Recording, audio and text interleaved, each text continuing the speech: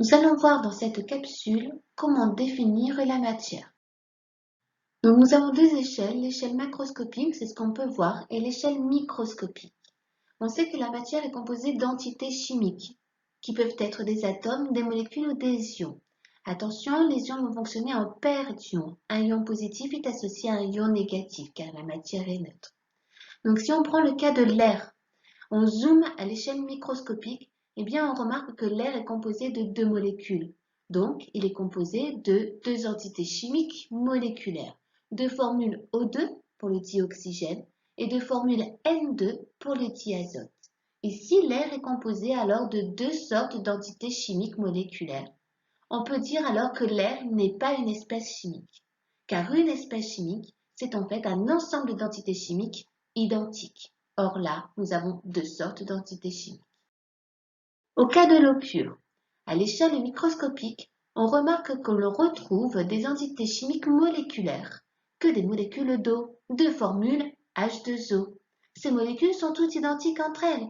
On peut alors dire que l'eau pure, c'est bien une espèce chimique, parce qu'elle est composée que de molécules d'eau de formule H2O.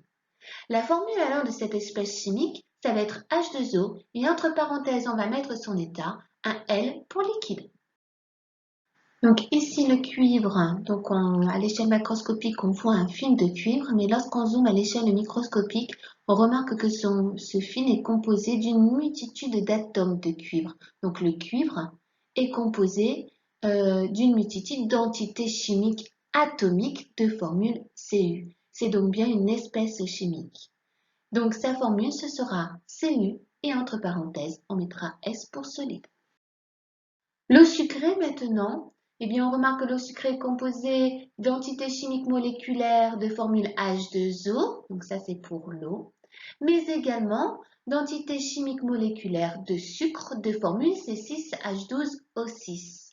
L'eau sucrée est donc composée de deux sortes d'entités chimiques. Ce n'est donc pas une espèce chimique, mais un mélange d'espèces chimiques. Le sel.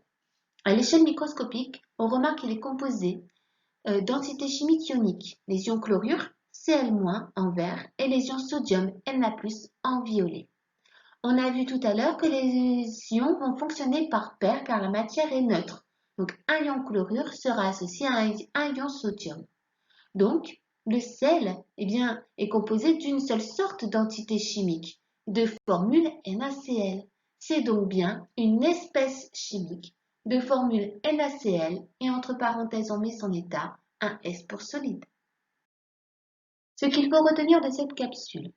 Donc nous sommes à l'échelle macroscopique, nous devons passer à l'échelle microscopique. Soit on va retrouver une seule espèce chimique, dans ces cas-là nous avons affaire à un corps pur, exemple le cuivre, Cu entre parenthèses solide, ou alors le chlorure de sodium, c'est notre sel, NaCl entre parenthèses solide, ou alors l'eau pure de formule H2O entre parenthèses L pour liquide.